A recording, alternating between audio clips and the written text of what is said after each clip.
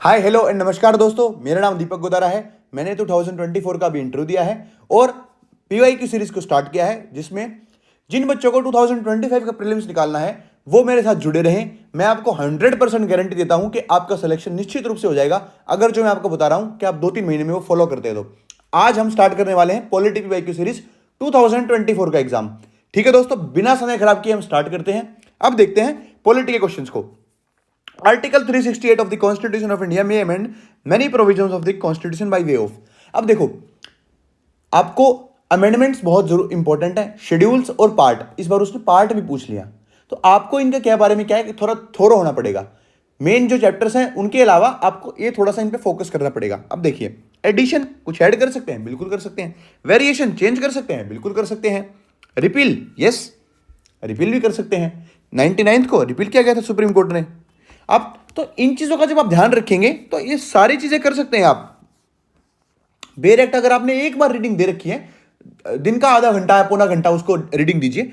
भारत के संविधान के अनुच्छेद 368 के अनुसार संसद निम्नलिखित में से किनके द्वारा संविधान के उपबंध में संशोधन कर सकेगी? परिवर्तन से, बिल्कुल परिवर्तन से, यस। निरसन से। सिंपल और बहुत ही बेसिक है। इस क्वेश्चन को मैं टफ नहीं कहूंगा। ये क्वेश्चन आईआर का था, मैं छूट गया था, शायद आईआर में छूट गया, पॉलिटी में कर लेते हैं। Which of the following countries are frequently mentioned in the media for the low birth rate और एजिंग पॉपुलेशन और डिक्लाइनिंग पॉपुलेशन? 2024 में आपको सवाल आया था डेमोग्राफिक विंटर।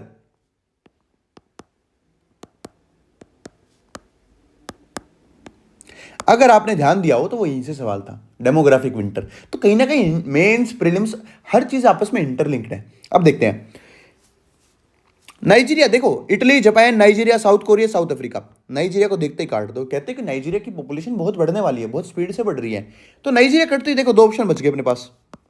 अब बचे 2-4 और 1-2-4। साउथ अफ्रीका भी कट गया। अब देखते हैं, अब देखना में 2-4 तो पक्का है, जापान है, साउथ कोरिया है। बिल्कुल सही है, जापान के बारे में पढ़ते भी हैं कि वहां पर नए नए लोगों को हायर किया जा रहा है। इटली, इटली में भी बहुत भयंकर समस्या चल रही है ये, कि बूढ़े हो रहे हैं लोग, जवान लोगों की जो आबादी है वो कम होती जा रही है, पॉपुलेशन कम होती जा रही है। तो इसलिए इसका आंसर सिंपली, अगर आपने आईआर में थोड़ा बहुत ध्यान दिया था तो इसका आंसर ए हो जाता। नाइजीरिया के बारे में अगर आपको आइडिया था कि नाइजीरिया एक गरीब देश है, वहां पर जनसंख्या अभी भी बढ़ रही है लगातार। दूसरा, मनी बिल के ऊपर सवाल देखो, इससे इजी क्वेश्चन नहीं हो सकता यूपीएससी में, इससे इजी क्वेश्चन नहीं हो सकता है। ये पार्लियामेंट चैप्टर देखो, पार्लियामेंट चैप्टर से 6-7 सवाल डायरेक्ट आए हैं यार। तो पूरी लक्ष्मीकांत पढ़ने के बजाय आप लिमिटेड पढ़िए और वो टॉपिक्स पढ़िए जहां से सवाल आने की संभावना है। Article 109 mentions special procedure in respect of money bills. अगर आपने आर्टिकल 109 पढ़ा हुआ है तो उसमें क्या है कि 3 जो भी पॉकेट विटो, सस्पेंसिव विटो, वो सब गिवन है उसमें। तो ये बिल्कुल सही है, ये स्पेशल प्रोविजन है। नहीं भी पता है तो देखिए, a money bill shell not be introduced in the council of states. ये बात तो हर जिस बच्चे ने तैयारी करे 2 दिन हुए वो भी बता देगा, कि 2 दिन पॉलिटी पढ़ी है वो भी बता देगा कि मनी बिल राज्यसभा में नहीं इंट्रोड्यूस किया जा सकता। तो सेकंड बात सही है, ये हट गया। Rajya Sabha can either approve the bill और suggest changes but can not reject it. ये बिल्कुल सही बात है, राज्यसभा उसको रिजेक्ट नहीं कर सकती है। थर्ड बात भी ठीक है। तो अब देखो, ये बचा, एलिमिनेशन के हिसाब से चलेंगे अपन। Amendment to money bill suggested by the Rajya Sabha have to be accepted by the लोग। नहीं, कोई उसके पास प्रोविजन नहीं है, ये बात गलत है। फोर्थ बात अपने आप में गलत हो गई। ठीक है, अब बच गई, अब बात आ गई 2 और 3 करेक्ट है, फर्स्ट को देखना है। तो मैंने बताया 109 में कहीं ना कहीं उसमें दिया हुआ है ऑर्डिनरी बिल के बीच में क्या हो सकता है, मनी बिल के क्या हो सकता है। ठीक है दोस्तों, तो ये मैं इसको रखूंगा कि सिंपल साइड पे, अगर आपने बेर एक्ट पढ़ा हुआ है तो सिंपल सवाल था, कोई ज्यादा रॉकेट साइंस वाला सवाल नहीं था ये। अब देखते हैं नॉर्थ ईस्टर्न काउंसिल। ये थोड़ा सा टफ सवाल था और मैंने क्या किया, मेरा भी ये सवाल गलत हुआ है, नॉर्थ ईस्टर्न काउंसिल वाला सवाल मेरा भी गलत हुआ है। लेकिन फिर भी बाहर के मैंने देखा कि थोड़ी सी मैंने सिली मिस्टेक की है इसमें। was established by the North Eastern Council Act 1971 amendment ये, which of the following members, इसके मेंबर पूछे हैं। Governor of the constituent states, chief minister of the constituent state, 3 member to be nominated by president और home minister. अब मैं इस question को थोड़ा सा टफ साइड पे रखूंगा, क्योंकि जहां पर अपना इतनी बारीकी से हमें चीजों का नहीं पता होता है अनटिल अनलेस आपने नॉर्थ ईस्टर्न काउंसिल के बारे में पढ़ा हुआ हो। तो इस केस में हमें क्या करना है, आपको अगर कोई एलिमिनेट नहीं हो रहा तो छोड़ दीजिए, अदरवाइज ऐसे सवाल में पंगा मत लीजिए, इसके बारे में नहीं आता।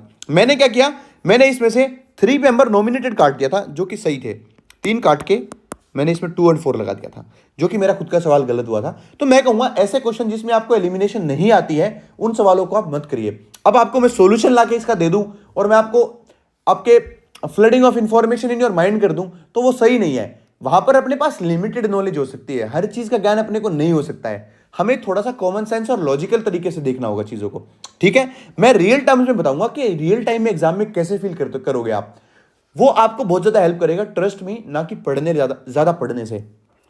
अब अगला सवाल देखते हैं।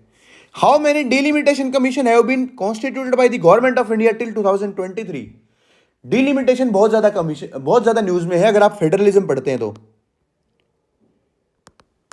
डिलिमिटेशन आर्टिकल 82 और 171। इसके बाद क्या पढ़ते हैं डिलिमिटेशन के अलावा? Finance commission. फाइनेंस कमीशन के बारे में जब हम पढ़ते हैं तो हम पढ़ते हैं कि ये बहुत इशू चल रहे हैं आज की डेट में। तो इशू चल रहे हैं तो इसमें क्या देखते हैं हम कि कहीं ना कहीं इसके बारे में हमें आइडिया होना चाहिए। तो आज तक 4 ही डिलिमिटेशन हुए, लास्ट 2002 में हुआ था, ठीक है दोस्तों। इस चीज से देखते हुए तो हमने 4, ये डायरेक्ट फैक्चुअल और इजी क्वेश्चंस में गिने जाएंगे। अगर आपको करंट अफेयर का थोड़ा बहुत भी आइडिया है तो ये डायरेक्ट करंट का सवाल है, करंट प्लस स्टैटिक भी कह सकते हो कहीं ना कहीं आप इसको। अब अगला देखो, the constitution 71st amendment act 1992 amended the 8th schedule to the constitution to include which of the following languages? Constitution के पार्ट, शेड्यूल और अमेंडमेंट्स ये बहुत जरूरी है, आपको इनको करना पड़ेगा, थोड़ा सा डेप्थ में जाना पड़ेगा। मेन कौन सी इंपॉर्टेंट अमेंडमेंट है? 1st, 7th, 24th, 42, 44, 52, 61, 73rd, 74th, 89, 91, sorry 86, 91, 97, 101, 102, 103। ये अमेंडमेंट आप थोड़ा सा पढ़ के जाइए इनके बारे में, ठीक है ना दोस्तों। ये आपको पता होनी चाहिए कि क्या क्या हुआ है अमेंडमेंट्स में। सिंपल इतनी तो अमेंडमेंट है यार, ज्यादा कुछ करना नहीं है। ये भी फर्स्ट पीवाईक्यू में आ चुकी है तो ये अब करेंगे। अब देखो ये पूछ लिया इसने 71st, 21st, 71st और 92nd, ये तीनों लैंग्वेजेस एडिशन के ऊपर है। जब हम पढ़ते हैं ना 8 शेड्यूल के बारे में, उसमें कौन कौन सी की गई है देखते हैं इसमें। तो 92 में जो मुझे याद है डीबीएमएस, ये ट्रिक मुझे याद थी तो मुझे पता था कि मैथिली इनमें नहीं हुई है। 4th करते ही अपना आंसर आ जाएगा।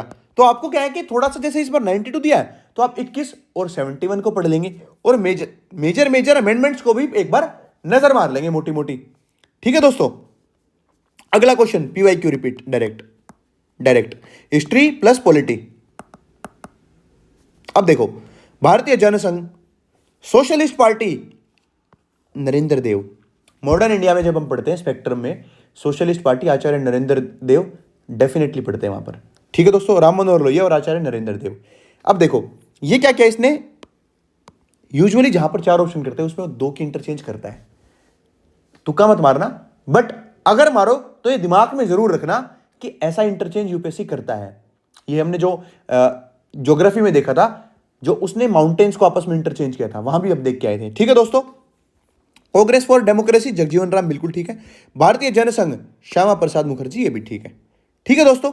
तो अब ऐसे केसेस में यूजुअली कोशिश करना कि 2 लगाने की, क्योंकि यूपीएससी क्या करता है 2 ऑप्शन को आपस में इंटरचेंज कर देता है, ठीक है। आगे चलते हैं दोस्तों। देखो पार्ट, अब मैं क्यों कह रहा हूं आपसे पार्ट शेड्यूल आपको थोड़ा होने चाहिए। Power of the municipalities are given in part 9 of the constitution, बिल्कुल सही बात है। पार्ट 9 में जो है 9A में दिया हुआ है म्युनिसिपैलिटी के बारे में, उससे पहले उससे आसपास के बारे में आप पढ़ के चले जाओ। सारे पार्ट को आप एक बार नजर मार लो, सिर्फ एक बार नजर मारने से हो जाएगा इंपॉर्टेंट पार्ट्स। देखो इमरजेंसी प्रोविजन, बिल्कुल सही बात है। इमरजेंसी जो प्रोविजंस है वो 18वें उसमें दिए गए हैं, 18वें पार्ट में। जो पार्ट 20 है उसमें अमेंडमेंट को लेके है 368। तो जो इंपॉर्टेंट, जो एक चैप्टर ना सैलिएंट फीचर्स, उसमें जितने भी इंपॉर्टेंट आर्टिकल्स है एक बार उनके पार्ट देख लीजिए आप, इससे आपका काम हो जाएगा। तो इसमें तीनों बात सही दी गई थी। तो आपको शेड्यूल, पार्ट्स और इंपॉर्टेंट अमेंडमेंट्स ये याद कर लेनी है। Correct as per the constitution of India के। देखो ये इससे इजी स्टेटमेंट हो नहीं सकता, कहीं ना कहीं 7th शेड्यूल पे उसने सवाल दिया है। Inter state trade and commerce is a state subject. Inter state की जहां बात होगी वो स्टेट नहीं हो सकता, इंट्रा स्टेट होता तो मान लिया जाता। Inter state migration is a state subject under the state list, no. Inter state quarantine is a union subject under the union list, ये संभावना हो सकती है। Corporation tax is a state subject under the state list, ये गलत बात है। Corporate tax हमेशा यूनियन लगाती है, इनकम टैक्स यूनियन लगाती है। अगर आपको एक बेसिक आइडिया था तो एक बार जो 7th शेड्यूल में लिस्ट दी गई है ना 3, उनको भी देख लेंगे। एक बार रीडिंग अगर मार सकते हैं तो कोई दिक्कत नहीं है उसमें, तो इसमें सिंपली सी आंसर हो जाएगा। कॉमन सेंस भी लगा सकते हो, इंटर स्टेट में यूनियन का ज्यादा इन्वॉल्वमेंट होता है। अब देखो इससे सिंपल क्वेश्चन में मान नहीं सकता कि आया भी हो, शायद मुझे डिस्कशन भी कराने की आवश्यकता नहीं है, 2021 में रिपीट कर दिया है, एज इट इज स्टेटमेंट भी चेंज नहीं की गई है। राइट टू प्राइवेसी कौन से है? KS Puttaswamy,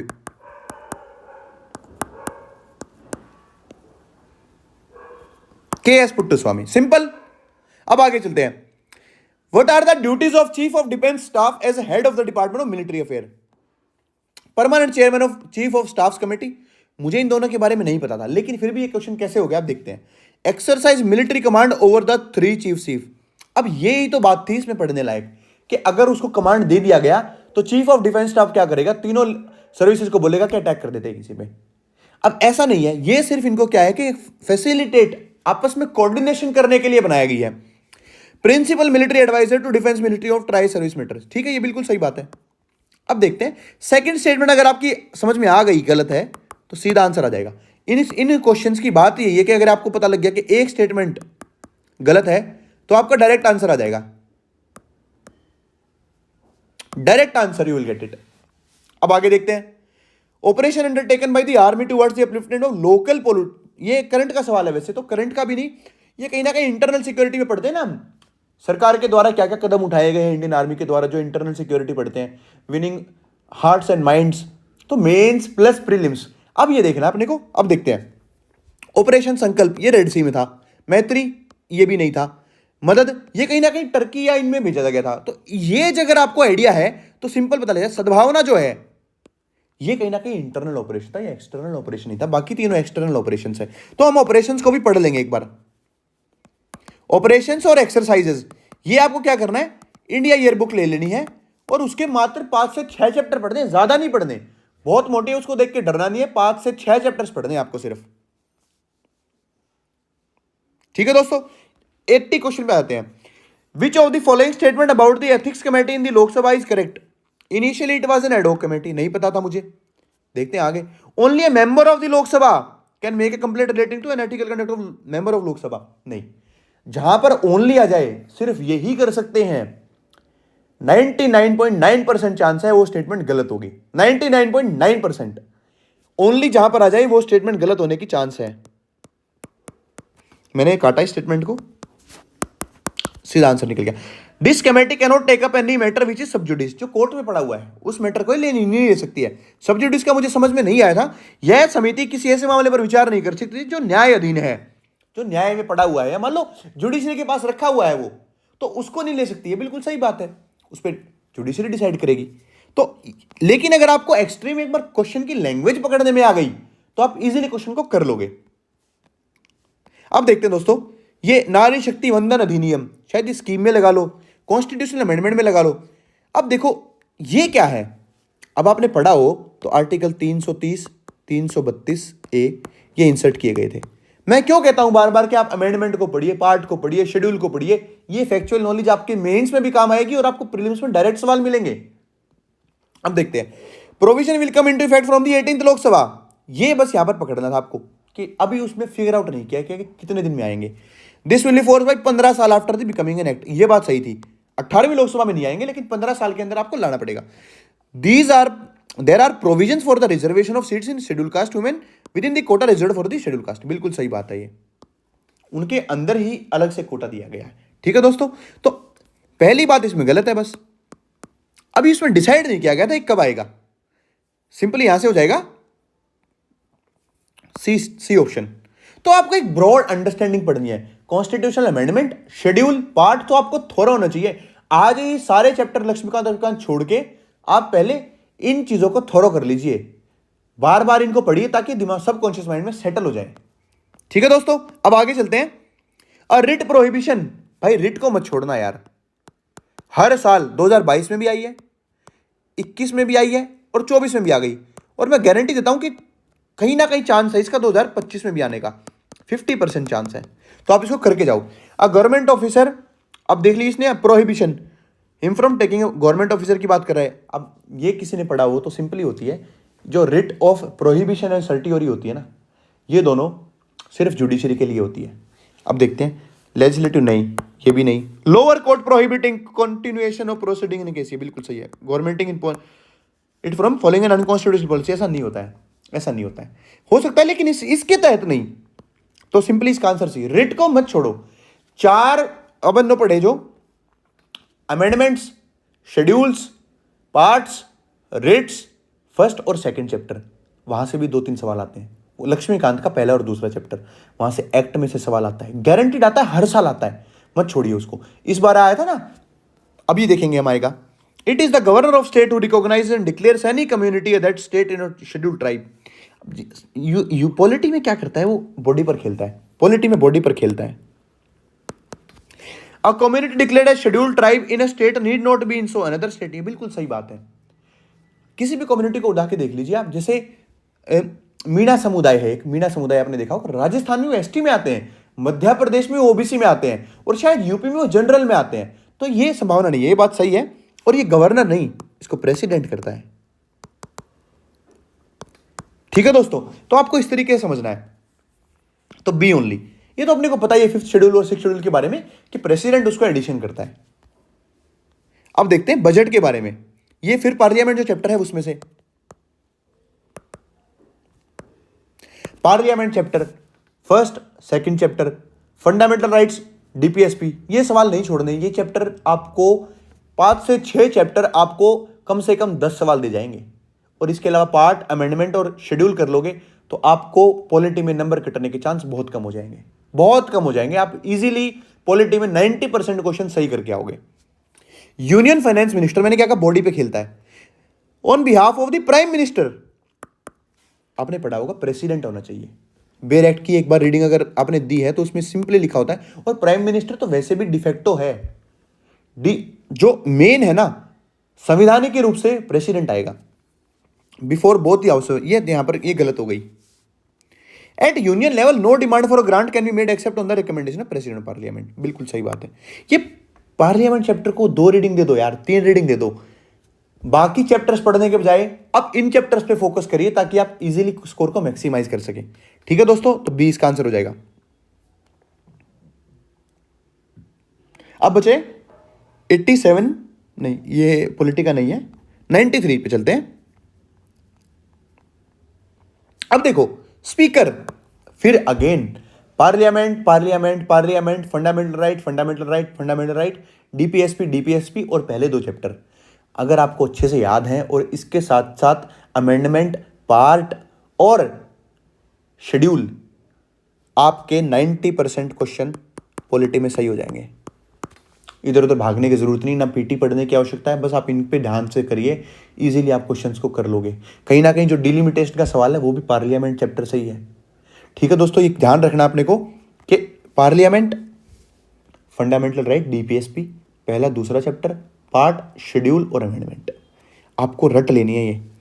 he she shall not preside, देखो अगर स्पीकर को हटाने का वो लिया गया है तो स्पीकर के ही शी शैल नॉट प्रिसाइड, बिल्कुल सही बात है, वो नहीं करेगा।